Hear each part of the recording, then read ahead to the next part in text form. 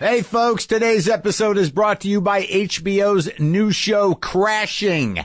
Crashing stars Pete Holmes as Pete, a sheltered suburbanite who married his childhood sweetheart and dreams of making it as a stand-up comic. But when he finds out his wife cheated on him, Pete's world unravels, plunging him into the deep end of the rough and tumble New York comedy scene, where he crashes on other people's couches and in the process learns hard lessons about life and himself. I'll talk to Pete about it more on Thursday's show. Crashing is on Sundays at 10:30 p.m. only on HBO. Also, people, I need your help. We always want the sponsors we have on this show to make sense for you, our listeners. Please go to podsurvey.com/WTF and take a quick anonymous survey that will help us know what you like and what makes sense for us to have as a sponsor. Even if you've taken our surveys before, this one is new and different, and it would be a big help for me if you did it. You can enter to win a $100 Amazon gift card once you've completed the survey. Again, that's podsurvey.com/WTF. Thank you for your help. Let's do the show. Lock the gate!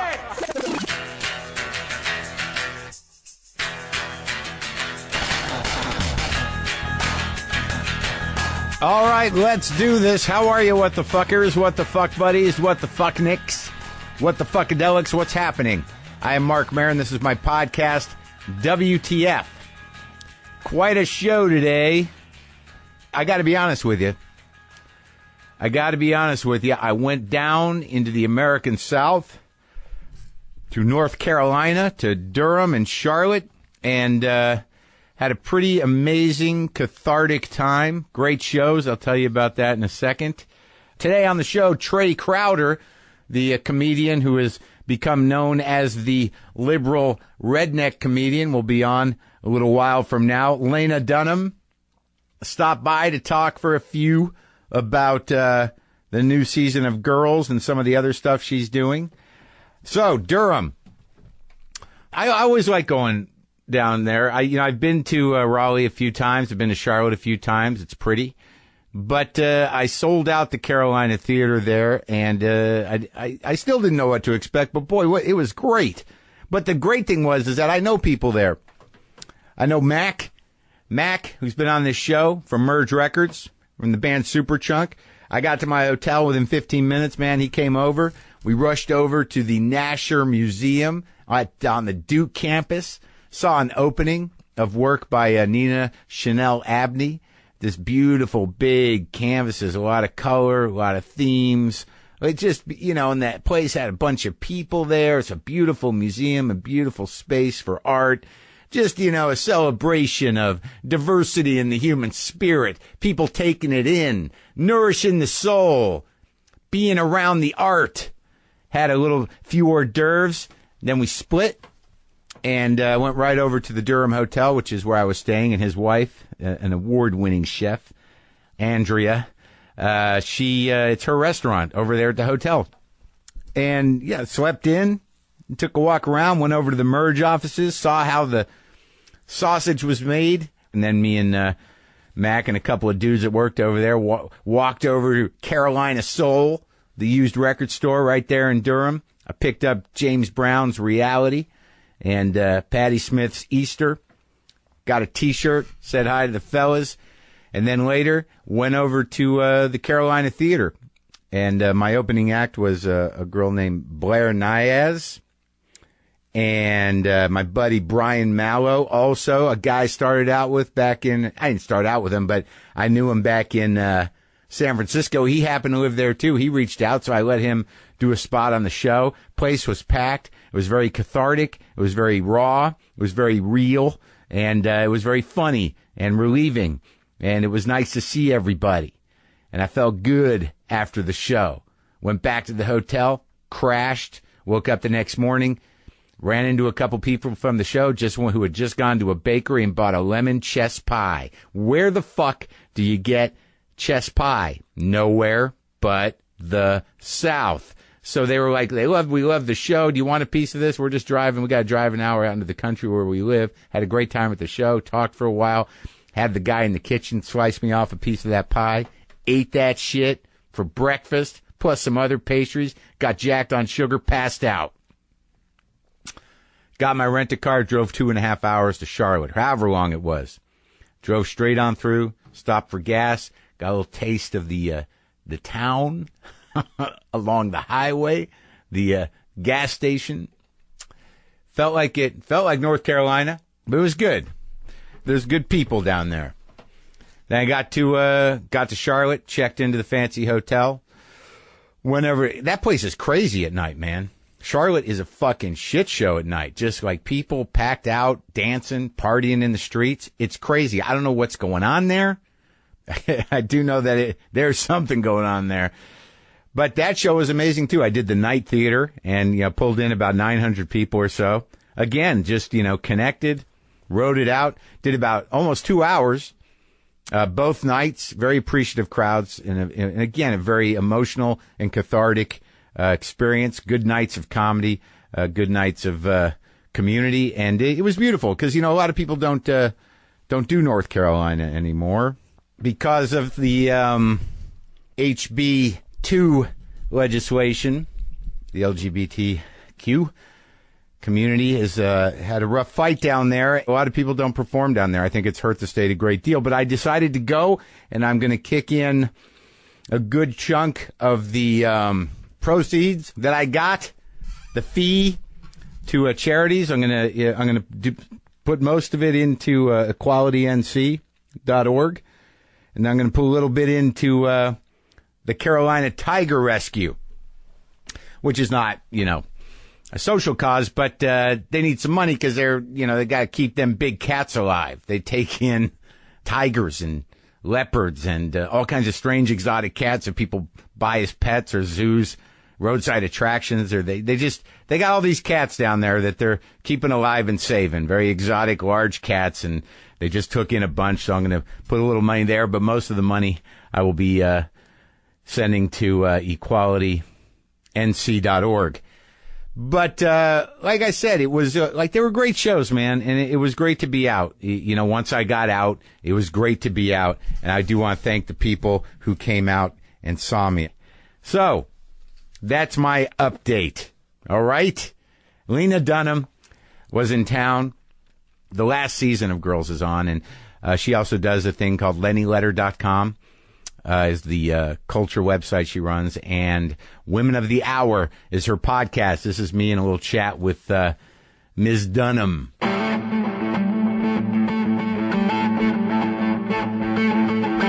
seem like you're in pretty good spirits, Maron. I'm okay. It's really day to day, depending what my brain does to me. I'm terrified all the time. Mm-hmm. Your energy's positive. I don't know what to do. I'm trying to keep a positive energy. Pull that mic into your face. You've got a positive energy right now. Like, I came in and I was like, I don't know, expecting something a little dark. Oh, yeah? Yeah. Oh, you should have come in a half hour earlier. Ask the people that came with you, who were here a half hour early, how my energy was. That's amazing. Hey, I'm a professional entertainer. I can turn it on. Well, I feel it. I came in and I was like, Marc Maron's doing pretty good considering all of this. Oh, my God. Yeah, talk to my girlfriend about it. Talk to my friends. But I'm always happy to hear that you're dating. I've been with this woman a few years, I think. 2.5 years. About. 2.5 years? So that She's means... a painter.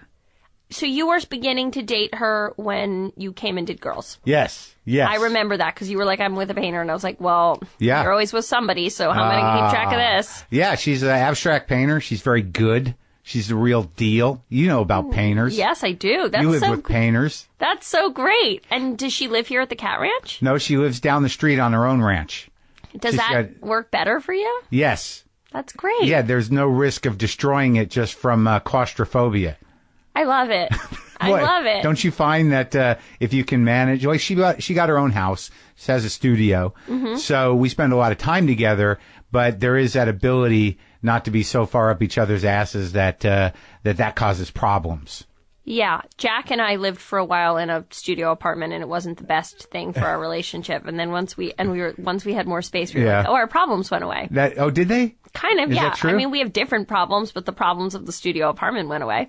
What now? Tell me about painters. Tell me about. Now, I'm starting to find that Your dad's a painter. My dad's a painter, yeah. And she likes his work. And he's a real guy, real painter guy. He's a real painter guy. He's what's been referred to by people as a painter's painter, which is that a lot of painters love his work. That's always like that painter's painter or comic's comic. That always comes with a little bittersweetness. I know, because you're a little bit like, well, why can't I just be the world's painter? Yeah. But it usually comes with sort of, well, I'd like to be selling like the painter who thinks I'm the painter's painter. Yeah, exactly. But it's interesting. Whenever I meet a painter, they're always like, your dad had such an influence on me. Really? His work is so important to me. Because, also painting is not just straight up painting. We have so many options now with media. Right. That just being a straight up painter who goes into a studio with brushes and paint is becoming increasingly rare. People are always like, I work in mixed media. I digitally print and then I curl things on it. And like my dad goes in every day and he paints, and that's what he does. The way they think, like, I don't know if it's common, but they sort of have their own time zone, don't they? Like, they're very sort of sensitive, kind of like poetic people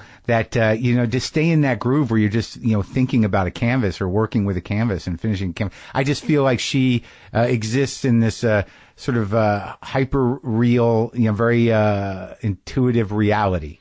Well, it's so funny. I call my dad. I feel exactly what you're saying. And usually he starts working around like 6 a.m. and he'll work from like 6 to 11, then take some time in the afternoon, then go back in and work until dinner. And then maybe he'll go back in a little bit after dinner. And when I call my dad in the studio, which I do, he has a barn that's outside his house where he paints. And I call him in the studio. And he always answers the same way. Like, he's like, hello, doll, as if he's like incredibly surprised that it's me, even though only like 2 of us have his phone number. Yeah. And then he's always like, I can feel the clock ticking on our conversation because he has to get back to what he's doing. But sometimes I make fun. He's like, I gotta go. I'm right in the middle of something. And I'm like, yeah, you've gotta go. You're filling in a bird. Like, you're literally, I'm like, I want to make fun of him because I'm like, there's nobody there with you. It's actually not urgent. The only urgency is that like, you have decided that this is the 10 minutes in which you're going to fill in this bird. Or they're on a roll, or they're in it, I mean, it's that thing about being in it. He's like always in it, which makes me crazy because he just goes in there and drops in it. And the thing that's cool about being a painter is also, even on a day that you're not inspired, there's busy work for you to do. So it's like, if he's not feeling like he's creating new things, he's filling in, an entire, 10 feet of space with purple paint. Right. He's done he's preparing to do the other work. Exactly. But it's interesting. Like, my mom is a photographer and a filmmaker, and she's totally different, and her work's super social, and she's like more like me. She's always sort of like tortured and annoyed at somebody and figuring out how to get something done. And my dad's process is like so solitary, and really the only time that he seems to have frustrating interactions with other people is when it's time to like hang a show, and then he's got to explain the idea that's been in his head to other people, which he does with lots of tiny diagrams. Yeah, of course. It's got to be right. Everything's got to be right. It's got to be sitting on the wall just perfect. I'm going with my dad. My dad's having a painting show in Oslo, and so I'm going next week to Oslo with my dad for 5 days. And I haven't traveled with him like that since... Have you been to Oslo? I have been to Oslo. Weird fact, I feel I can brag about, my dad's like really famous in Norway. He's a famous in Norway guy? Yeah, it's like he's big in Norway. Like, he like knows the Queen of Norway. I don't know how it happened. And one time I asked a Norwegian, I was like, "Why are you guys so into him?" And they were like, "We have a very dark aesthetic, and like your father's work speaks to the anger and darkness of Norway." Wow. Well, that's great because painters need patrons. If they're not just, rich people who may not get the painting, it's nice to have the support, the aesthetic support of an entire sensibility that's another country. He has a whole life in Norway. And so I haven't gotten to travel with my dad, and I used to travel alone together a lot and do weird things like take the overnight train to Canada, and we like the same kinds of things. Yeah. And I haven't gotten to travel with my dad since the show started. So it's been 8 years. 8 years. So I was like, my dad kind of said hey, if you want to come to Norway, and he was so shocked that I was like, yes, I do. So we're going to spend 5 days together in Norway, and I can't wait because I haven't watched him hang a show since I was a little girl. So I'm excited to just hang around the gallery and watch him do his thing. Cause that Time was travel. Yeah, that was my whole childhood, was just sitting around the gallery with my dad and a bunch of hot guys measured things. And I played in a coloring book. And now I'm basically going to do the same thing, only I'll be 30. Yeah, no coloring book probably. No, and my dad's really my dad's a real, I don't know how to, when I watched that movie, Captain Fantastic, the Viggo Mortensen, which is so great, where there's the dad who's sort of trying to raise his children off the reservation. My dad's not that, but he is a little trying to constantly impress upon me that everything that the universe says is important isn't, and so basically the last big concept. So basically the last 6 years of my life and becoming a celebrity and all of that is he's proud of me as a creative person, but all of that's revolting to him and a kind of a false narrative that's been created by a broken culture. So he's excited for me to step back and hang out in Norway. Are you excited to step away from the false narrative created by a broken culture? Isn't that super special? I was hanging out with my dad. It's happening daily now. I know. Every 10 minutes, there's a new false narrative created by a broken culture. Yeah, if you want to get deep, he's the person to get deep with. I mean, he'll basically tell you that Donald Trump is a hologram. Oh, and he'll support that? I mean, he doesn't believe he's an actual hologram, but he'll explain that Donald Trump is a kind of a figurehead for the endless pain of a society that's been feeding upon itself. I mean, my dad's just he's very philosophical. Why you should have brought him. I had him on my podcast, on my Women of the Hour podcast, and we talked for a long time about his relationship to psychedelic drugs, and I found him to be the best guest because he said really insane things in a totally monotone voice. So he'd be like, yeah, when I dropped, when I took a massive dose of acid and locked myself into a room for 5 days, I did learn a lot about triangles. And you're like, but he's saying it like he's an economist. And so I'm like, you don't know how funny you are. You're the funniest. It was honest research. Yeah. I mean, and I had to convince him. He was like, you have a podcast? And I was like, yeah, it's on the charts. People listen. Millions of people listen to it. And he was like, oh, he just had no idea I had a podcast. Yeah. No idea that really there would be why we would have a conversation on. And he was like, I don't know why you'd want to talk to me, but sure. And he came into the studio and see that they have they're in their own place. Yeah. That's Painters very and painterly. Poets. Yeah, it is, right? Yeah. So how's that podcast going? What's called Women of the Hour? Women of the Hour. Thank you so much. I was, I really thought about you when I was doing it because interviewing people in a thoughtful and easygoing way is a challenge. And I thought about how you're one of the greats. And so I had a great time doing it. I just did the second season. Was there a learning curve? Yes. My first interviews were I have prepared 9 questions. All of them have the word hegemony in them. And I was like, no, I want to be cool like Marc Maron. But it also is a podcast about modern feminism and women's issues. So it's different. We're hitting a different audience. Yeah. I keep mine pretty broad. I don't get that specific. My boyfriend makes fun of the podcast. He's like, on today's episode, we'll interview the first woman to play a very specific kind of flute. He's like, it's just so I turned into a weird NPR lady, and he thinks it's so, I was like, have you listened to the podcast? He's like, sure, yeah, it's the one where a woman did a thing. Right. Secretly, I think my podcast is about me. Well, I've known that for a long time. Your monologues are, even if there's an episode where I'm I'm not that interested in hearing what that person has to say, although admittedly, you always surprise me, and I step away I get surprised. I'm always like, that person's pretty smart. Yeah. But I'll always listen to your really self-flagellating monologue. Well, thank you. I think you're a minority, but I appreciate that. That's my paranoia. But how is Jack Antonoff? How is he? He's great. He's so busy and good, and is he producing big records and things? He is. So he's producing the new Lorde album, which comes out soon, and then he works. I feel like I'm not at liberty to say the other 3, but he's working on 3 big albums, and then he's the #1 song on iTunes right now that he wrote and produced from 50 Shades Darker, the film. It's a song called I Don't Want to Live with Zayn Malik and Taylor Swift. Oh, he did that? That's his song? Yeah, no, Jack's he's on. He's big time. He is. I went with him. Did I read that? Did he tour with an old band of his recently? Or am I making that up? No, he reunited with his Steel Train? Steel Train, his early 20s band. The hippie band?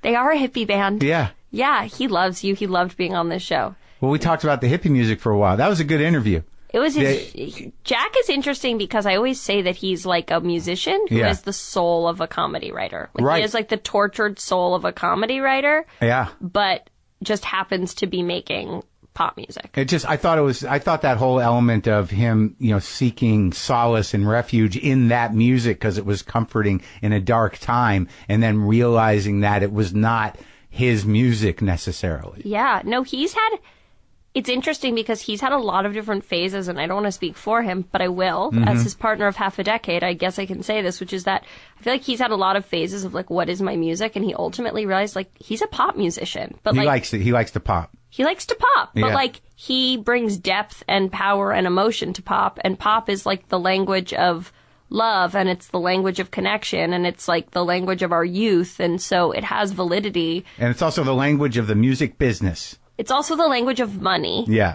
And I want to stop working at some point, so that'll be I'm ready. I'm literally all the time. I'm like, You ready to retire? Pull out? Well, I don't know if I'm ready to retire and pull out, but I have lots of projects that aren't that I want to do that aren't like Pull out of the false narrative created by broken culture? I mean, literally. My dad's like, what did my dad say recently? I think it's time for you to disappear for a while. Yeah. And I was like, cool. Like, Yeah. that sounds cool. Yeah, I think about it a lot. Yeah. I'm getting teared up thinking about it. I know, it's really emotional. Yeah. And but a lot of the projects I have coming up aren't like big. I mean, I'm working on a lot of stuff with Jenny that we're thrilled about, but there's a lot of stuff I want to do that I wouldn't describe as like big hot money projects that everybody wants to see. What's the LennyLetter.com? Well, LennyLetter.com is Jenny and my twice weekly feminist newsletter. Jenny Connor, who's my partner and my friend and your friend. Yeah, producer and partner. Partner, yeah. We're it's beyond just like, I know a lot of people are like, I have a producing partner, but like, she's my creative partner and in many ways, my life partner. Mm-hmm. In many ways, I have Jack and I have Jenny, and those are my people. It's good to have a couple. I know, for different it is. reasons. It is. Plus, It is. It's good to have one you don't have sex with. Yeah, I have a similar relationship with my producer and business partner, and then I have my girlfriend. Like there's but I think that you and Jenny. Well, that's not true. Me and Brendan are pretty tight, but I know there's only so much of my bullshit that he'll indulge sometimes. Jenny doesn't indulge all my bullshit. That's I good. mean, Jenny's very much just like if I'm going down some kind of spiral, she'll straight up stop texting me back in a good just to send the signal of like, I do not feel I can be helpful here, and like, please make contact when this is concluded, in a supportive way. It's her nice way of saying it's not all about you. Yes, which by the way is like one of the I feel a lot like when I started Girls, I was like a feral. I knew how to do this certain thing, which was right, but I was very feral in that I didn't have a lot of normal female friendships. Yeah. I was extremely attached to my parents. I still lived with them. I didn't really have normal adult interactions. I'd never had like a real job besides like working part-time in baby clothes sales. Like I wasn't, and Jenny really taught me how to be a grown-up. Like she was the one who was like, when you're upset, you can't just walk out of the room and like hold your head in the bathroom for 45 minutes and then return like everything's normal. Like you sit there. Like she was the one who kind of taught me how to interact as a business person, as a friend, as a partner to a boyfriend, which is something I didn't ever really think I would be. Like, there's so much. I mean, Jenny's taught you how to be a grown-up. She taught me how to be a grown-up, which is a big job, and she has 2 kids of her own, so no one told her she had to do it, but she did it, and I'm very grateful. Yeah, and it seems like the advice you got from your dad's a little abstract at times, and maybe not so practical.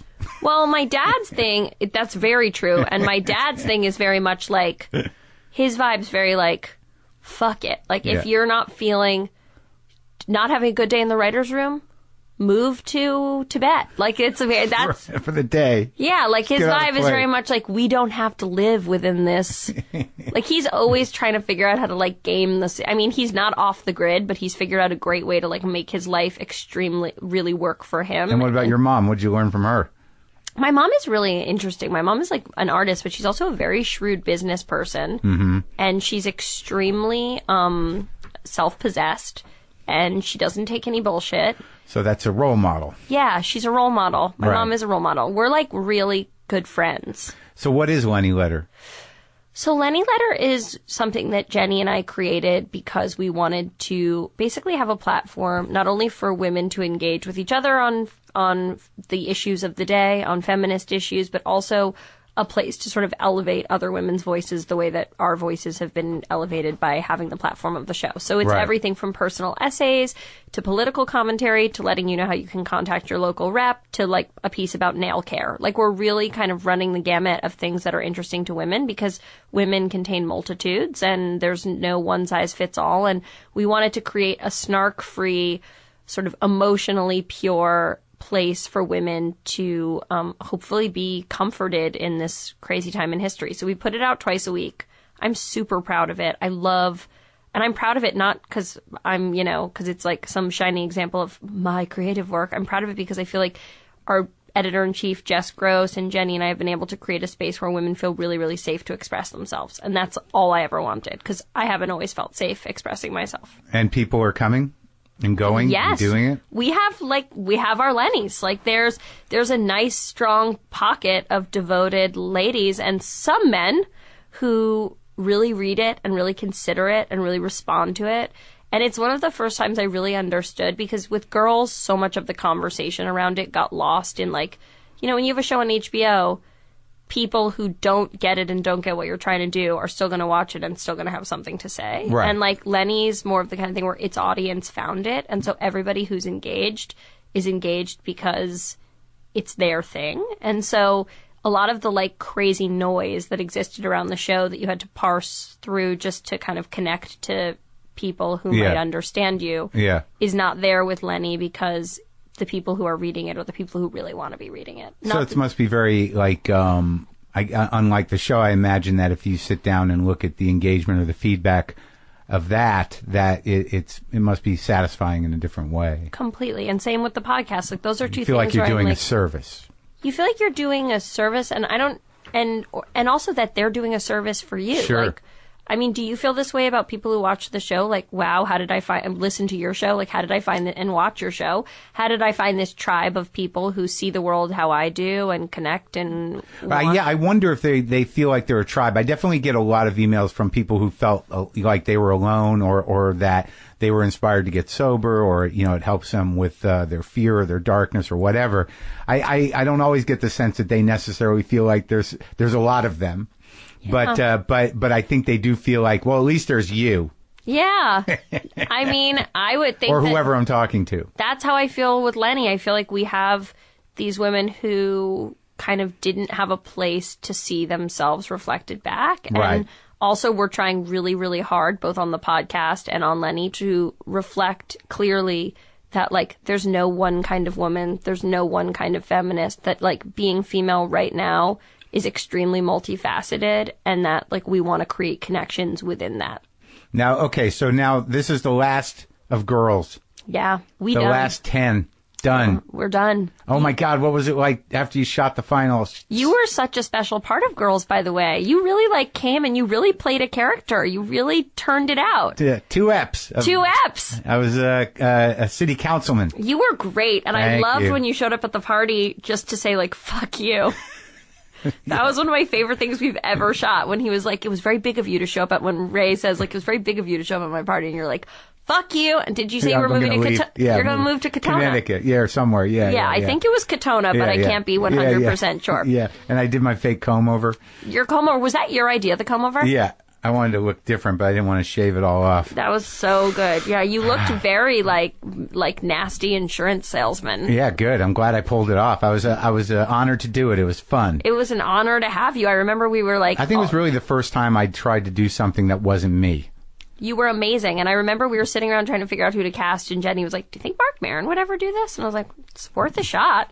And then there you were on a plane. Coming to do it. And it's a real honor. I think about everyone who was on Girls, and I kind of look at the yearbook of it in my brain, and I can't believe how many special people came through. It's crazy. And you're one of that. I can't believe so many people came to play. Yeah.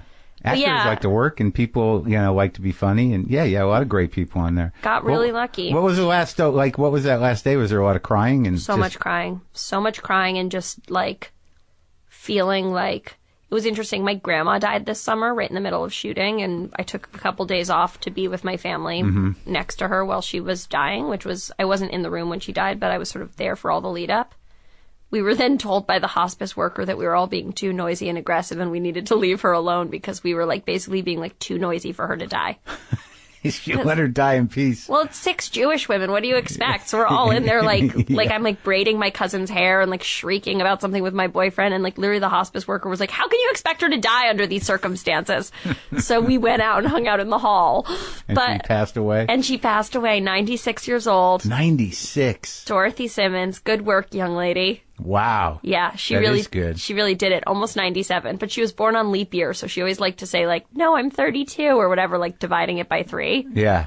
But she was a real flirt. Oh, good. At the first girls' premiere, she walked onto the red carpet, and like she was like wearing like a little sequin dress. So at this point, she must have been 90, and she walks right up to Judd, and she's like, "I hear you from the island." And I was like, "Are you flirting with Judd Apatow? Grandma, I hear you from the island." And the last words she said to anybody were to me. Yeah. And it's because I told her a lie, which is I said that Jack had proposed to me, which he hadn't. I just have a diamond ring Jack got me. And I was like, "Grandma, Jack and I are going to get married." Yeah. And she smiled, and I was like, "Look at the ring he got me." And she was like, "I like it." And then she just like never said anything again. And my family still doesn't believe she said it to me, but I'm like, I didn't hallucinate it. Right. That's how you rouse a Jewish grandmother, by showing them a large diamond given jewelry. to you by a rich Jew. That's how you do it. Yeah. So when you were doing considering how to end this thing, I mean, The first 3 episodes are weird because, like Jenny said, it's sort of like Black Mirror. Like, none of the first 3 episodes really have anything to do with each other. Well, why'd you do it that way? It just felt like we had stories to tell that weren't necessarily episodic, but that were like sort of these self-contained lessons for our characters. And if we weren't going to be experimental now, when were we going to do it? So they were primarily because it wasn't necessarily like this is the last season. These are essential episodes. It's sort of like these are things that this is the last time we're going to get to do this. Yeah. If we want to explore this stuff. And it was like, these are the themes that I think that we still haven't hit, and that we feel together we still haven't hit. And like, this is the way that we want to tell the story. And then it kind of gets a little more plotty in the middle. And then the last 2 episodes, we really tried to do something that Jenny and I really tried to do something that was a little bit different than like a traditional season finale. Yeah. And it worked out? I think so, but you never, people will tell you if they think it worked out or not. It's a little bit not experimental, like, it's not like a Maya Deren film. It's not like we like painted on like no voodoo dancers. No, but it's just a different way of wrapping up a story. And it just felt, we'd known for a long time how we wanted to end the story, but not we'd known what we wanted to do thematically, but not how we wanted to approach it creatively. And it was really challenging and weird and sad. And now that we're finishing the press for Girls is when the kind of like grief and identity loss and stuff is all really hitting me. Right. Oh yeah, definitely. It's like when you really think about how much of your life is taken up by a project like that for that long a time, it leaves a big hole. I mean, I started working on the pilot when I was 23. I was living with my parents. My life was in completely different. I mean, to say my life was in a different place is an impossible understatement. And then my entire day, life, identity was completely wrapped up in this project. Like, and then now it's done, and there's a little part of me that feels like I sort of like trapped myself emotionally in amber, and now I'm having to face a lot of things that I don't care. I said to Jenny yesterday, I was like, I'm finding out a lot about myself, and I don't like it. Well, yeah, I mean, you had to sort of like grow up in public in a way, sort of kind of like embracing it, but also constantly defending it. Yeah. And, being controversial for that long for whatever reasons came at you. But you did have to sort of do it all publicly. So now, like, the idea of silence and being thoughtful and working at a different pace, I guess you're going to figure out, whether you really did grow up or not. I know, because it's shocking what happens when you're alone with your own brain. And I was never alone with my own brain for the entire time I was working on the show. I don't have great success with it. I'm much better if I'm talking to somebody else. It's tough. I love to be by myself. I love to read. Like, I find the greatest luxury to just be like curled up reading and writing and thinking. But I was always doing it knowing that I was returning to this incredibly immersive work environment. And now, like, I'm working on a book that comes out in January, and it's fiction, and that's a slow, super private process that gives you plenty of time to figure out what you haven't handled. And all the time that I wasn't working on Girls, I was throwing myself into causes that were important to me, which, again, like, I don't regret any of it, but there's ways I grew a lot, and there's ways I grew not at all, and now I'm finding out what those are, and it's not ideal. Well, it's good that you're writing a book. Because, like, it's funny writing, as much as I hate it, when you get in it, things are revealed to you about you that you didn't have in context or a sense of. Completely. And there's also something about writing fiction that allows you, I mean, once you're a public figure, like you can't ever sort of publish something. You can't write with abandon about your own life again. That's why I like to stay a marginal public figure, sort of slightly under the radar. You're not marginal to me. Oh, thank you. It's always good seeing you. Really? Yes, and I'm glad that you ended the show and did the whole show on your terms and that you're happy with the way it went out. That means a lot, and I want you to know that something that was very comforting to me throughout the show, just like all your listeners, was hearing your interviews and hearing how many other creative people felt lonely, scared, tortured, frustrated. You brought that out in such a clear and profound way, and I actually think some of your interviews were probably the fuel that allowed me to make it through this entire experience. Oh, glad to help out. And I want everyone to know that his house looks just as shitty as it always has. A little more. Fame has not changed Marc Maron, because it smells weird in here, and it looks does? even weirder. Your house smells like cats, dude. Okay. Well, this has been good. It's time for you to go to your next junket stop. I'm not even going. I'm going to the gynecologist. Ooh, okay. Well, make sure you do that on the podcast. Okay, great. Thanks. I've already done it on my podcast. Oh, you went? Yes, I recorded myself getting a vaginal ultrasound and a morphine drip. Oh. So how did you ramble on the morphine drip? I was like, guys, it feels like there's balloons in my head. Like, I was like, said to my dad, I was like, I'm really nervous. I really like morphine. And he was like, join the club, loser. Like, no one doesn't like morphine. No one's like, it's not for me. Your dad with more practical advice. Love you, Mark. Love you too.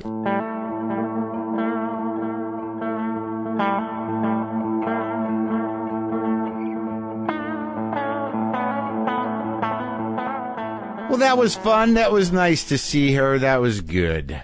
Let's take a minute for our sponsor, Stamps.com. There's a reason we've been using Stamps.com for so long. I can mail any letter, any package using just my computer and printer, and the mail carrier picks it up. It's a great way to avoid the hassle of the post office and mail everything from postcards to envelopes to packages, domestic or international. Create your Stamps.com account in minutes online with no equipment to lease and no long-term commitments. Then just click print, and you're done. Unlike the post office, Stamps.com never closes, and it's only $15.99 a month with no hidden fees and special discounts on postage that will save you lots of money. And right now you can find out how easy and convenient Stamps.com is with a special offer that includes a 4-week trial plus postage and a digital scale without any long-term contract. Go to Stamps.com, click on the microphone at the top of the homepage, and type WTF. That's Stamps.com, enter WTF. Stamps.com. Never go to the post office again. Now, this next dude that I talked to, Trey Crowder, I seen him. I heard about him. I got his book in the mail. Then I saw him talk to Bill Maher for a second. But I like the angle, you know what I mean? He's been doing comedy a little bit, I think 6 or 7 years. But he's, he seems to be an anomaly, at least publicly. And he's claiming it. His book, he's the co-author of the liberal redneck manifesto, Dragging Dixie Out of the Dark. You can get that wherever you get books. He's on tour right now. Check out his tour dates at, wellreadcomedy.com. That's wellread, R-E-D, comedy.com. So this is me, talking to, Trey Crowder.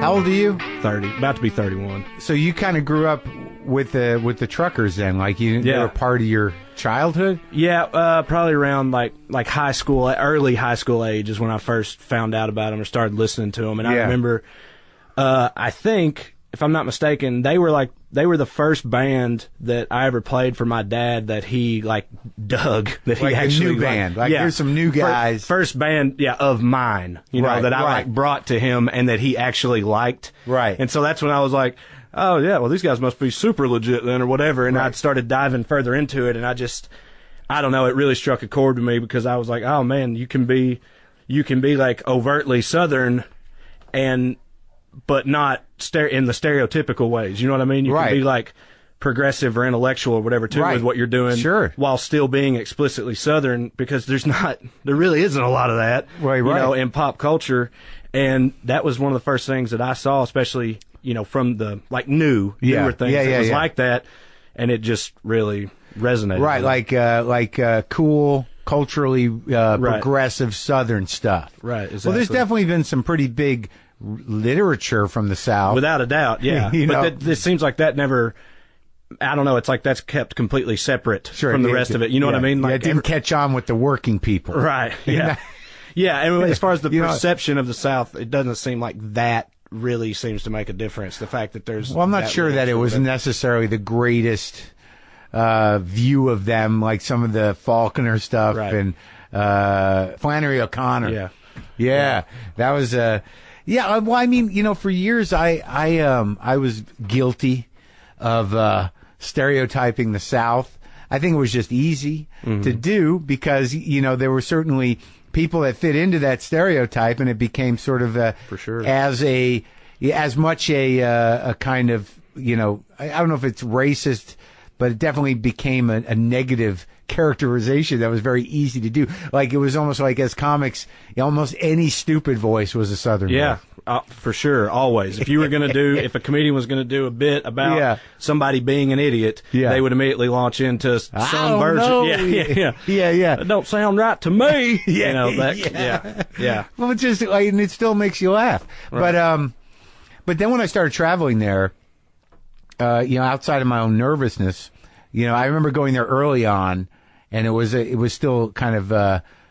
Well, I don't know if it was scary, but I made assumptions. You know, like back in the '90s, early '90s, I went down to Raleigh or somewhere, which isn't even, you know, the deep South, is it really? No. But but you know, as I traveled there to Tennessee and even, you know, parts of Florida, and I drove across country a couple of times. Like, I've nothing but good stories and decent people that I've met there, and it's beautiful country. Mm-hmm. But there still is the reality that. As a voting bloc, it still represents something. I mean, that's definitely true. And the thing is, I've never, or at least I feel like I've never tried to, like, deny that or say that, like, that doesn't exist. Like, hey, the South isn't that. That isn't real. Like, that exists. Those people are real. They're out there. My whole thing has just always been, but they don't speak for us all. They don't represent the entire region as a whole or whatever. You know what I mean? Like, when I say we, I mean liberals, progressives, whatever, are in the minority down there without a doubt. But that's still a sizable amount of people, just in terms of, you know, even if it's, you know, 30, and it's higher in a lot of places, but 30 or 40% of the people there. I mean, you know, that's millions of Southerners, who aren't that. Right. But we are still the minority without a doubt. And I mean, so where did you grow up? I grew up in a tiny little town called Salina, Tennessee. Where's that near?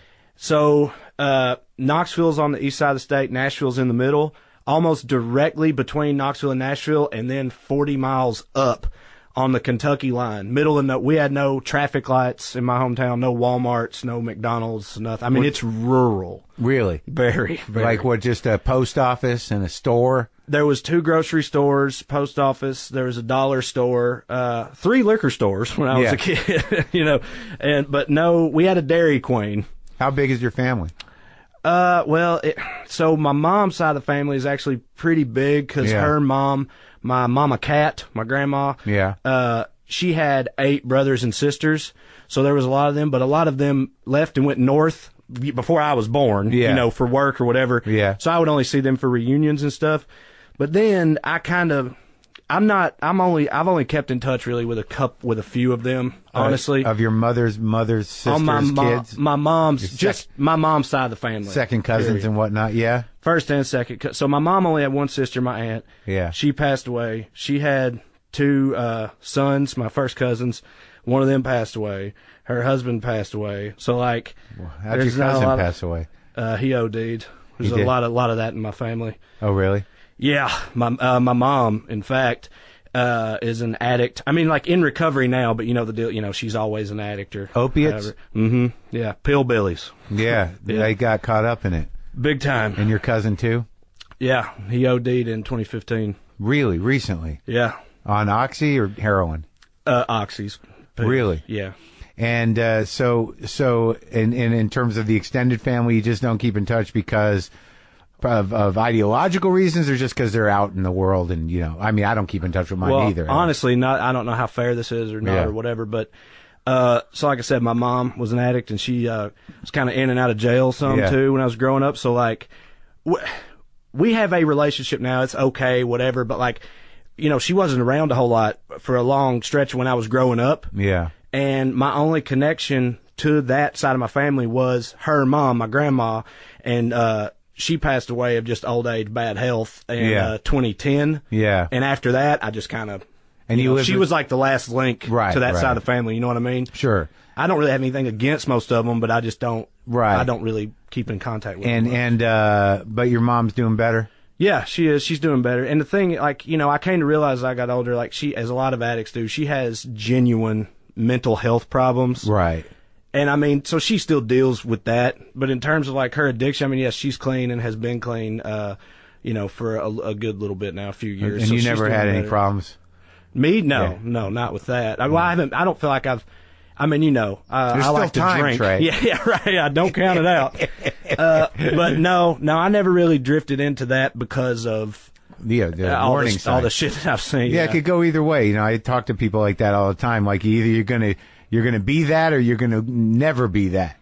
Right. Yeah. And but I mean, again, I like to drink. I've been a big drinker over. So you grew up with your dad primarily, then? My dad raised me. Me and my sister. I have one sibling, a younger sister. Yeah. And my dad pretty much raised us. And he passed away of pancreatic cancer in 2013. Oh my God! But he was sorry, buddy. That's all right. Thank you. He was an awesome dude. He loved us a whole lot, but he didn't really. We didn't have much. You know what I mean? Like, we were super poor. Like, what was he do? What did he do? Well, when I was a kid, he actually owned and operated a video store. Remember those things? Those relics of a bygone era. Not a chain store, but like a local Crowder's store. Video. Oh, he had his own business. Yeah, and that did okay there for when I was younger. Yeah. Just like, but then in Salina, right, for years and years, the center of the town's economy was this big clothing factory. Yeah. Oshkosh B'gosh. Sure, the overalls. They made overalls. Yeah. And in the 90s, after NAFTA, that left, and it utterly decimated the town's, like, it's still to this day, it's in bad shape. And that had a ripple effect on my dad's business and everything. But honestly, it probably wouldn't have even mattered, because he actually got sick shortly after that. He got Hep C, he got hepatitis C. And that sort of knocked him out of, because back then, I know I've heard, like, now was he a drug there's a user treatment too? for it. I mean, we didn't really talk about it, and I know when I was growing up, if he was, I know it wasn't a huge issue, because he was always there and everything. Right. You know what I mean? And he wasn't, you know what I'm saying? Yeah. But now back in the day, I mean, when him and my mom were younger, whatever, I mean, he was. And so, like I said, nowadays apparently Hep C, you can do it. It costs a bit, but you can knock it out. But back then, and this is like late 90s or whatever, like, he was on interferon or whatever. Did level you, man. It fucked him up bad, you know, and so he couldn't work, and that sort of knocked him out of that. But then, like I said, I mean, the business honestly was going down anyway, so it was about to get rough for us no matter what, basically. And you were how old? I mean, around 11, something like that. So what in the town? Like, so you were 11 or 12 when Oshkosh closed? No, I was like 9, 10, something like that. And I'm saying people, like, held out, you know what I mean, for a couple years, you know what I'm saying, trying to make it work before it really, like, so I'm saying the business was starting to decline anyway, and then his health did too, and then that was so that like really is sort of like an example of exactly what leveled the whole area. Yes. Right. That, that a lot of these economic issues that people are so angry about now, and what was really, I think, made people vulnerable to the opiate epidemic and everything else. So, but how did you get out of there? You went to high school there and everything? Yeah. And did you play ball or anything? I played football, but I mean, I wasn't much of a football player. I mean, I was okay, but it was 1A ball, and I was like a lineman. Right. I'm 6 foot tall. Like, I wasn't going to go to college and play offensive line. You know what I mean? Yeah. So, I mean, I did, but I always made really good grades. And so from very early on, my dad and his dad, my paternal grandfather, they, like, it was always, you're going to go to college and you're going to, oh yeah, you're going to be a lawyer, a doctor, or something big like that. But like even back then, I would be like, well, I think I'd rather be a comedian, or whatever. Really? And like, yeah, and my grandpa and a lot of like teachers and people like that, when they heard that, they'd be like, what? No, go to medical school. What the hell's wrong with you? Yeah. But my dad, he was always like, hell yeah, I think that'd be cool as shit, or whatever. Like, that's just how he was. So, but I still went to college. Just my thinking was, if I go to college, I don't want to do the whole starving artist thing. I don't want to wait tables and stuff like that, because I've been, I've had enough of being broke as hell. Yeah. So I'm going to go to college and I'm going to get a degree that lets me just get any kind of job where I can actually make money while I try to be a writer or a comedian or whatever. That's what I was thinking. So now, that's what I did. When you were a kid, though, like as you got into high school, in this area, because I mean, the book you wrote, The Liberal Redneck Manifesto. Mm-hmm.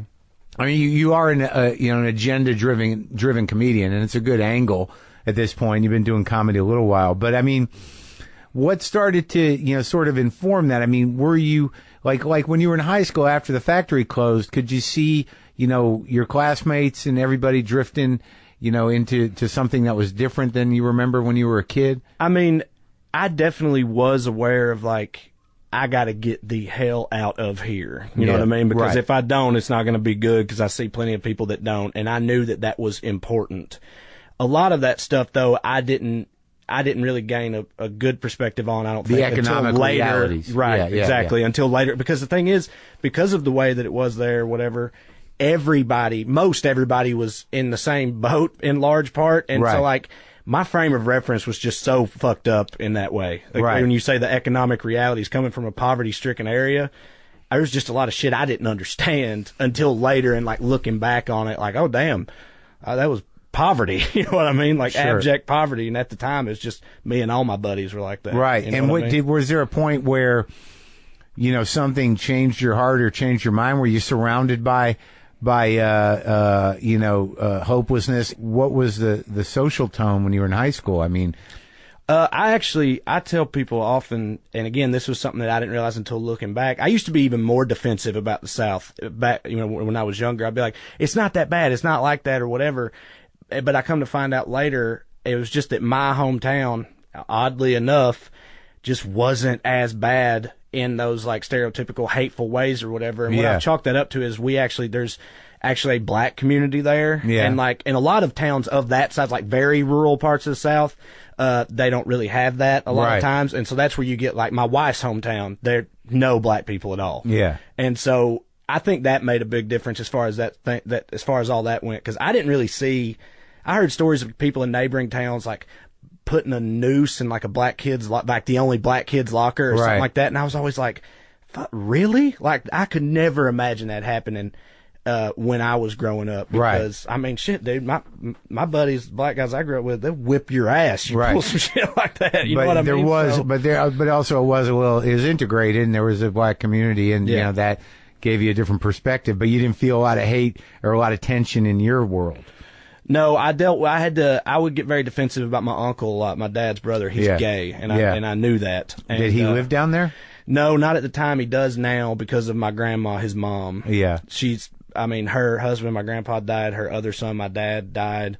So my uncle is sticking around there, like taking care of her, basically. But he got out. He went to Nashville. He lived in Nashville for most of his adult life. Oh yeah, yeah. But people like knew that he was gay or whatever. You know what I mean? So like, I didn't get like physically picked on. I was always kind of a bigger kid. Yeah. But like people just make cracks and shit all the time about him being, a fag or whatever. Just really? That kind of, that kind of shit. And so that I've always been very defensive and very passionate about like, gay rights and things like that from a very early. And that's also why I quit fucking with Jesus at the age that Were you brought up pretty heavy? Not compared to most people there. My mom's side of the family, and I already explained some of that, a lot of them went to church and whatnot, and so me and my sister would just go too, just because that's just what you do. Yeah. But then Jesus is part of it. Yeah, but then when I found out that my uncle was gay, I was like 9. That's also when I found out what gay even was. Right. When I found out my uncle was gay, I started noticing shit that otherwise had been flying over my head about, them being abominations and that kind of shit. You know what I mean? Like the sort of rhetoric that Southern Baptists are known for in regards to, you know, homosexuals. And I was like, oh, wait a minute, hold on. What the fuck? Who, you know, you don't even know my uncle, man. Like that kind of attitude. Sure. And so I was like, well, fuck that. You know what I mean? And when I told my dad, I was like, I don't think I want to go anymore. He was just like, all right, hell yeah, you know, whatever. Turn the Skinner back up. You know what I mean? Like, because he didn't go either. Probably because his brother was gay, I guess. But so that, you know, I left pretty early, which I think also had. And what was your grandmother's tolerance of it all? My uncle's mom, his mom, she was great, and still is. She was always, you know, it's that a mother's love thing. You know what I mean? She loves the shit out of him, and like him and his partner, Uncle Mike, for years and years, I saw them together all the time. Like they always were there at Christmas and Thanksgiving and whatever else. And like the deal with my grandpa was like, you know, we just didn't really talk about it, but like, I mean, he knew what was going on, and they were still welcome there, and he still hugged his son and all that stuff. Tolerance. Yeah, tolerance. Yeah, exactly. And all right, so you get out. Where do you go to college? Tennessee Tech University. Where's that at? It's in Cookeville, the place I was telling you about earlier, so not that far away. Yeah. Actually, I went to UT, University of Tennessee, at first, and like literally right as I was in the process of moving down there, my grandpa, my dad's dad, that I was just talking about, he passed away, massive heart attack. And that hit me real hard because he was like the sort of the authoritarian figure in my life. Yeah. And so I came back home with the intent of just starting a semester late, just going to UT in the spring. Yeah. But my guidance counselor talked me into going to Tech instead because she was afraid that, like so many other kids from there, I just would never go back. Right. She was like, so you can go here, you'll be close to home, and then you can transfer to UT later. And so that was the plan, but I ended up liking it there, so I just stayed in Cookeville. Yeah? Yeah. And what'd you get the degree in? They have a thing called the +1 program where you can major in whatever and take business courses and then get an MBA if you go to business school after that. Oh, so that's what I did. So I got an MBA. My undergrad is in psychology. Really? Yeah. Just because I was interested in it. I knew I was doing the MBA thing. Yeah. And I know you can't do shit with a bachelor's in psychology. You know, I'm aware of that. But it didn't matter. The MBA was what mattered. And so I was just interested in psych, so that's what I did. Yeah, did you learn anything from psych? I mean, I've forgotten it all. You know what I mean? Like, I feel like I knew shit about it at the time, but it's mostly gone now. So then you went to graduate school, or you went to business school? Yeah. Well, it was 4 semesters. Oh yeah. That I did all like back to back to back. So it's and then what were you set up to do? So that was that was 2009, like the height of the recession. I was working at a bar for like 5 months afterwards, and I was like, Jesus, what did I do? I fucked up, you know?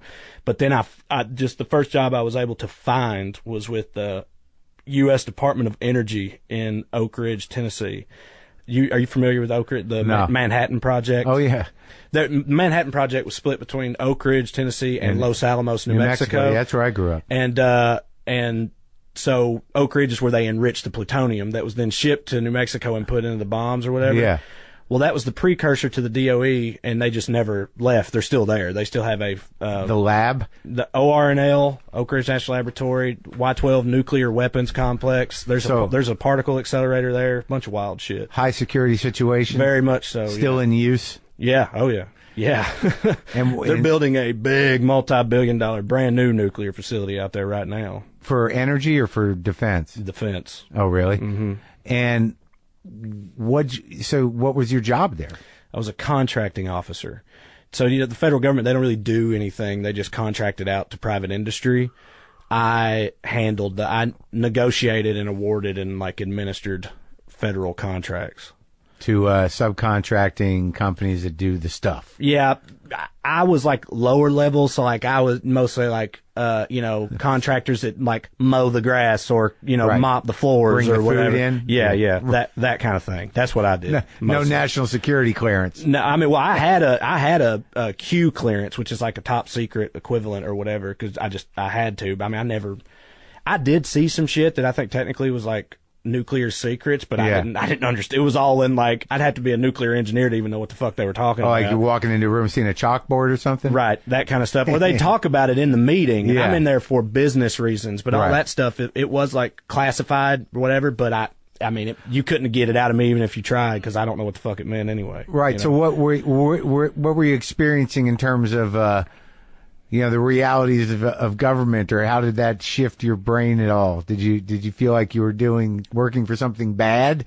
No, not really, because I mean, as far as so DOE is split into DOE, and then under that is the NNSA, National Nuclear Security Administration. That's all the nukes shit.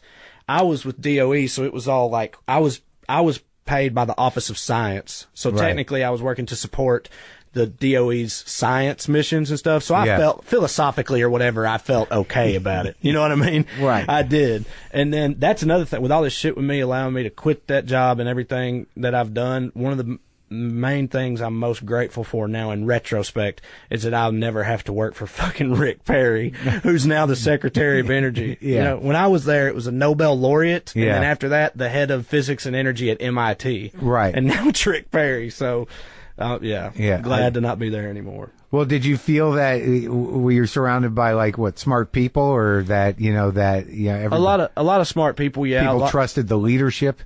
Yeah, I mean, yes, I did. I did feel like that. But also, a lot of these people are like lifers. Like a lot of feds, they tend to not leave because I mean, it's a pretty good gig as far as that shit goes. You know, and so you adopt this philosophy over time that it's like they do the work regardless of who the top guy is. Most of them, seemingly. Yeah. Right. So they'll keep doing the same shit with Perry there too. Right. I assume. And you got health coverage and everything. Yeah, all that. So why'd you quit?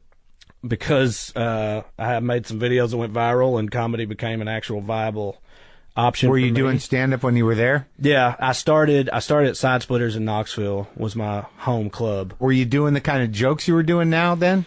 Yeah, I mean, I've always kind of done, tried to be non-stereotypically Southern humor, you know what I mean? Like the videos and stuff, the whole liberal redneck thing, not everything I do is overtly political, but it's always been in that vein of I'm not what you think I am based off how I look and how I sound or whatever. Right. You know what I mean? I don't say the things you expect me to say. Did you feel like there was pushback on that?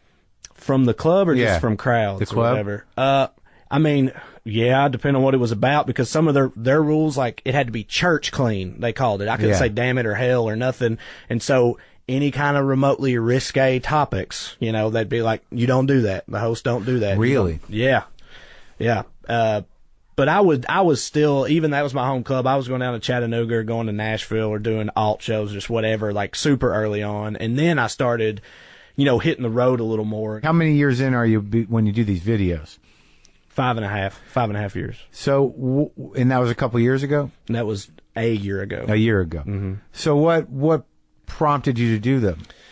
Well, so, like I said, I was doing the same kind of thing on stage for a while, and I had this bit that I thought was like my signature bit. I closed with it a lot or whatever. Yeah.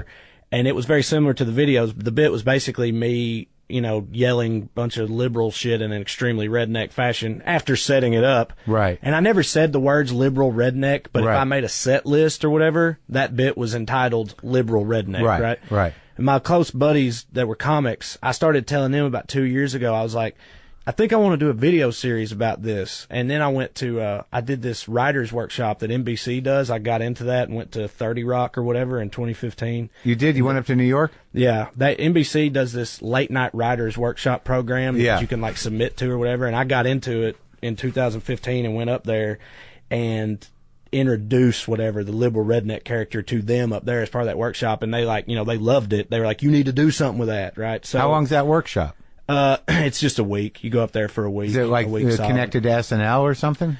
They'll bring in like SNL writers or Seth Meyers writers or Jimmy Fallon writers, stuff like that. It's like, so yes. Did you learn anything? Yeah, I think so. As far as that kind of writing specific, I mean, it was an awesome experience. I loved it, especially at the time. It was great. First time in New York? Yeah, that was my first time in New York, period. Did they put you up? No, I slept in my buddy's basement in Queens on a mattress pad. Yeah, one of the guys on tour with me, Drew Morgan's his name. But so yeah, they loved the character, and everybody, them and my friends were like, "You should do something with it." But in my head, I was like, "Man, I'll have to save up money and buy a camera. I'll have to learn how to edit. I don't want to look like an amateur. Hell, that's what I was thinking." Right. And then early last year, I saw this video that went viral among the far right. So like people I know from Salina or whatever were posting it, sharing it.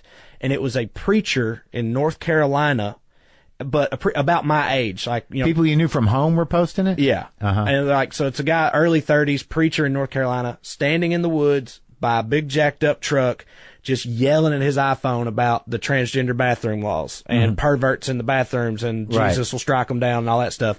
And it had 15 million views. And it's like a light bulb went off. I was like, if that's what I'm trying to satirize or make fun of, and it is, I don't need any of that fancy shit. I can just do it exactly the way he does it. And hell, it might even play better that way. Right. And so I just went out a few days later and made the first one. And it got like 70,000 views on Facebook, and I was over the moon. I was thrilled. Yeah. And I told my buddies, I was like, look, hey, people like it. I'm going to keep this up. And then the second one I made was about the HB2 laws, and it ended up getting like over 25 million views or whatever. And that's when my entire life changed, was after that. Yeah. Yeah. What happened? Well, I got all these like followers on social media overnight. I put on there that I was like, yes, I'm a comedian. This is supposed to be funny. Having said that, like, I really do believe these things. I really am from that kind of background or whatever. What was the thrust of it? That one, it was about those transgender bathroom laws, and I basically was just saying, like, you know, transgender people have been around forever, right? And how many times have you ever heard about what you're worried about actually happening? Yeah. You know, and also what about little boys? You know, the vast majority of like kids that are molested or whatever are little boys, and so unless you want to start making separate bathrooms for Catholic priests, you need to shut the fuck up, you know, or whatever. Yeah. That kind of thing. Yeah. And that was, you know, and like I said, it just blew up. So it blew up, changed your life, but now you're politicized. Yes, that's true. Yeah. So now, like, you know, having spent time in that arena, you know, that means, you know, right out of the gate, you're dealing with contention, a divided audience, that you're drawing a line. Yep. And you're one of their own. Yeah. So I imagine the Northerners, the Yankees, are sort of like, we got something here. Let's parade him around. Right. I mean, yeah, you know. And then like and then they're like, thank you. Good luck with everything. Right. Well, you know, hell, we'll see how it goes, but like what opportunities happen right away? Right away, people online started, when I said I was a comedian, they were like, are you coming to Fort Lauderdale? Or are you coming to Philadelphia? You know, whatever. You had nothing on the books. And I was like, and I had actually, for about 6 months, I had a manager out here, because I had come out here a few times. I came out here, did a show in Santa Monica at Westside Comedy Theater, and a manager saw me, and so she was my representation at the time, and so we started talking like, you think we could tour? I could actually tour off this shit? And I mean, I was sweating it, man, because there's a huge difference between clicking like on Facebook and like paying money and leaving your house and going to a show or whatever. How much time did you have as a comic at that time? Like 5.5 years. Well, I mean, how much time? I'm sorry. How much time did I have that I could do? Yeah. I mean, I could, stuff I thought was great, about 30. Right. You know, stuff I would be willing to do 45 or an hour, but it's like. Strong features. Yeah, right. Right. And so we put this a trial run of a tour, a week-long trial run with me and the two guys I co-wrote the book with, who are also progressive Southern comics. So it's like thematic, you know. Yeah. And we did that, and the first night was at the Punchline in Atlanta, and it was on a Sunday night, and we sold out 2 shows, and George Wallace came and like watched the show and went on stage with us and whatever else, and like that was, and this was about a month after the video had first been posted, and that was the first time where I was like, oh shit, this is a real thing, maybe, you know. And then I got the book deal and a development deal with Warner Brothers, so developing a sitcom right now, in the process of that. And then just toured heavily last year. Those are the major things that have come of it so far. And I was on Bill Maher. Yeah, I saw you on there. I've done, you know, a lot of media things like that or whatever. So, but when you are in the position you're in, and you know, what is in the book, you know, it's a joke book, but it's also like something that you know, makes me and people, you know, who maybe stereotype Southerners, see Southerners differently, but you're also put in a position to sort of represent progressive ideas. Yeah. And what in the book is practical information? I mean, what was the sort of agenda of the book, other than it being a joke book? Well, we tried to, in addition to, like you said, trying to explain what the South really is or is not to people who don't really know or understand the South. Yeah. We also tried to, like, tell how we think the South can do better about things. Like, for example, like in the chapter on racism, it's like, let's fucking get rid of all these monuments to Confederate generals. Let's stop fucking flying the flag and get over the goddamn Civil War. You know what I mean? Let's leave that shit in the past. Yeah. That kind of thing. Right. I mean, but, in reality, the people who we are addressing that to, a lot of them are not even going to read the book in the first place. You know what I mean? Like those shitty people, shitty Southerners. Right. And now they're empowered. Yeah. Now it seems that they've won recently. The possibility of the country being, if not temporarily, maybe permanently divided along those lines seems like a real possibility.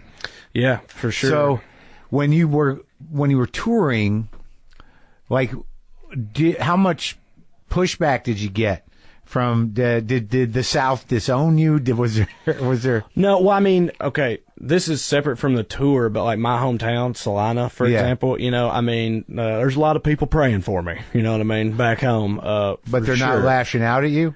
I mean, a couple have here and there, like on Facebook or whatever. Right. No, not in I've went home a couple times, see my grandma or whatever, and nobody's tried to give me what fur at the Rite Aid or nothing. Yeah. But like, as far as the tour though, like the shows, our best shows have been in the South, and because the people that are coming, they know what they're signing up for. They're familiar with me or my videos or whatever, so they know what they're getting into. Yeah. And they get it on like every level. You know what I mean? Because it's like not just, we're liberals and we like the message behind this, but also we're Southerners and we're liberals, so we appreciate that message too or whatever. So our best shows have been in the South. We haven't had a single. Sure, because you found an audience. They're relieved. Right. Yeah. Oh, yeah. They got a show they can go to and be who they are. So many people have said to us after shows, something along the lines of, finally, you know what I mean? Finally, there's something like that, that represents who I am. You know what I mean? And because I'm not, I'm not the stereotypical Southerner either. And there's,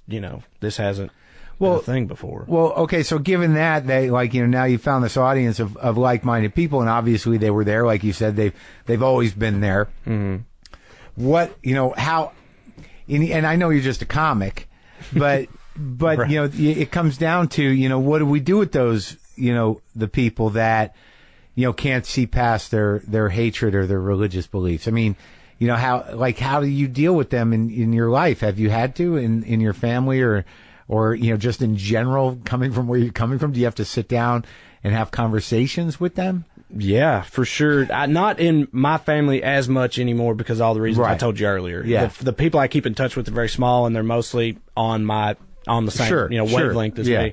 But yeah, growing up and over the years, I mean, yes, all the time. And my approach to that has always been like, I don't back off of what my opinion is or whatever else. You know what I mean? I don't, but I also, I don't shut down either. Like, I'll talk with them about it as long as they want to, and I try to just be honest about it or whatever. And I don't flip out and be like, you know what, you're a fucking piece of shit, man, or whatever. I just try to talk to them about it. And some of them, they'll be like, oh, well, hell, whatever. You know what I mean? Like, eventually, and then just shut down. Or, I've never had anybody tried to get physical with me over my political beliefs so far, honestly. Well, they usually just, fuck him, and, whatever. What do you find are the biggest, touch points of resistance? I mean, obviously, I assume that before whatever's happening now was happening, that, if someone was racist, they weren't necessarily a proud racist. No, yeah, right. And so that, that, I imagine that wasn't part of the discussion, but outside of social issues, what do you find the issues that people have are that are kind of, unchangeable, in terms of what are they defending?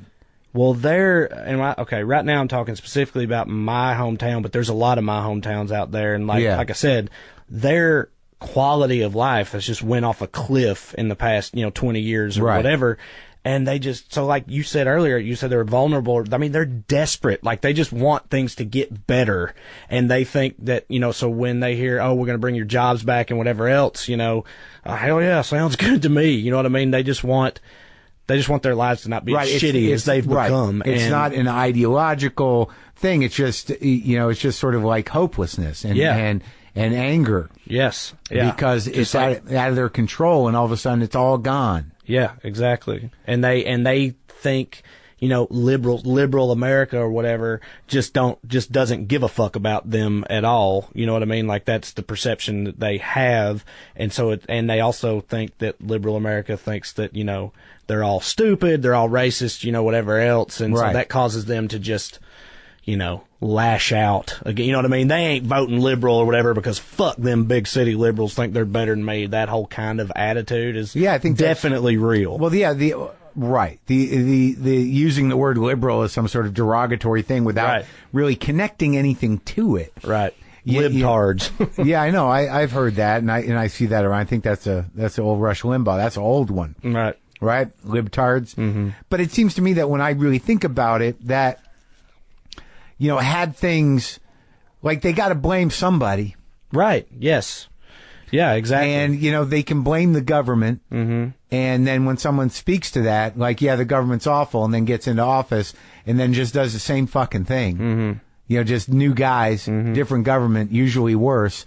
What I don't always understand is how they can keep, just shifting the blame to whatever makes their anger feel better when the blame, lies in policy. It's bizarre to me because, liberal ideas, what would you say are the liberal ideas that you're presenting, as, when you have conversations with these people, or as a Southerner, what are the ones that you think are like the misunderstanding lies in?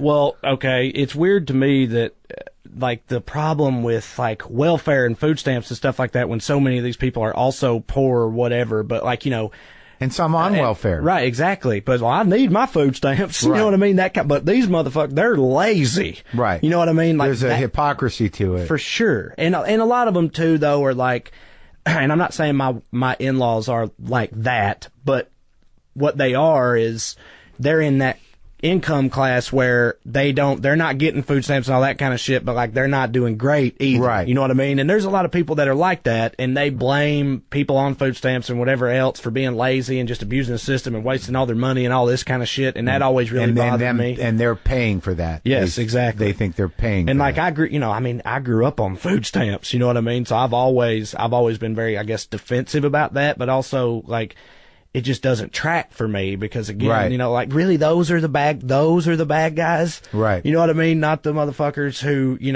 are wasting so much of our money on all this other shit. And they think, like with Trump, they think they are voting in their own self-interest right now. You know what I mean? Or, well, in November.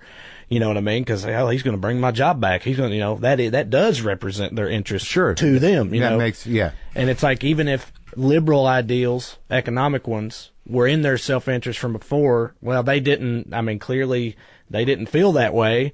So, I would argue that, that's still some kind of failure because we didn't convince them or and whatever. Also, like, you know what I mean? Like the Affordable Care Act business. Mm-hmm. Like, I have to assume a lot of people that are in dire straits are on that. Mm-hmm. And I imagine they some of them voted for Trump. Yeah. There's a thing. It's been going around the internet. Somebody's been accumulating different social media posts from just regular people that say something about like, finally get rid of that sorry ass Obamacare. My ACA coverage is so much better. Thank God I've got ACA. Well, that's just not you know what I mean. And I mean, yeah, lack of being properly informed. I mean, that seems to be the real hinge to everything right now. I completely agree. Everybody's in there. Everybody just gets their sources or their news and information from the sources they picked out already. Right, but so many people, like even myself, I mean, we all do that. Right, yeah. On one side or the other, because, to take the time to actually source information properly is a whole other leap.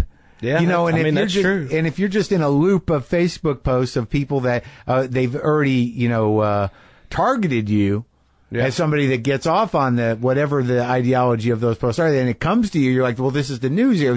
There's still plenty of people that think like, well, it's on the internet, you can just Google it, and that's enough to substantiate something. Right, yeah. But in times of desperation and hopelessness, any information that's going to sort of like, kind of like liven your anger or justify your point of view, when you're in pain or in dire straits, you're going to gravitate towards that because at least that feels good. Right.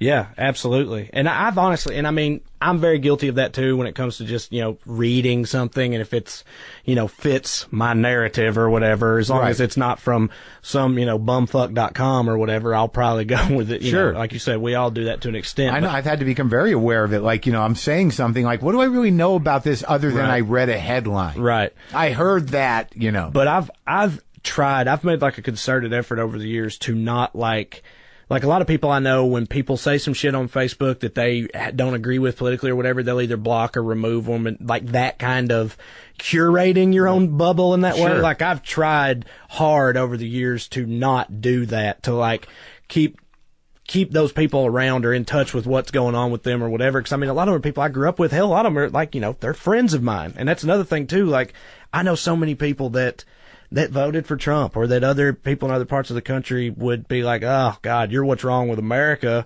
And I'm like, no, man, he's a good dude. Right, you know what I mean? Like, he's a good guy. I love that guy. Sure. I know people in our business, and we have maybe some common friends that did that. And, and I talk about that a little in my act, just sort of like trying to understand. Yeah, it's sort of, it's complex in the sense that, outside of their hatred for Hillary, which was, probably maybe some of it is based in real policy, but a lot of it was just demonization. But also Republicans are Republicans, a lot of them. And a lot of people don't give a fuck after once, all right, we won, get over it. Right. Like it's done, that the nuances of government, they're just not, they don't know. Right. And on both sides. Yeah. They're just sort of like, it's not part of their everyday life. They're just like, and now the fact that we have a president where he's not just going to go do his job. He's going to tweet all day long. Like usually he's just sort of like, all right, well, I don't like it, and vote for you, but go do whatever you're going to do. But now every day we got to deal with like, what happened? Yeah. What did he say? I know.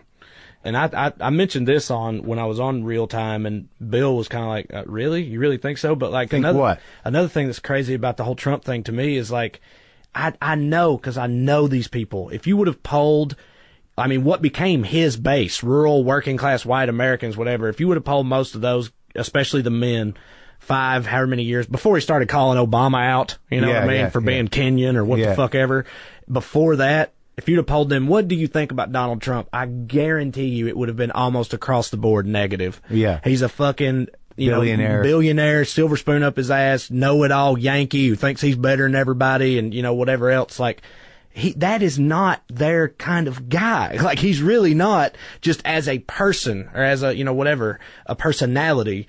And that's what was blowing my mind about it the whole time. So I was looking around again at friends of mine or whatever. It's like, fucking really? That guy? Yeah. And I think it just shows how desperate they had become for somebody, for a champion or whatever, that even Donald Trump was good enough for them in that regard. Yeah. You know what I mean? Well, even W was a silver spoon, but like he seemed to be some sort of renegade, doofus. Right. That he was folksy. Yeah.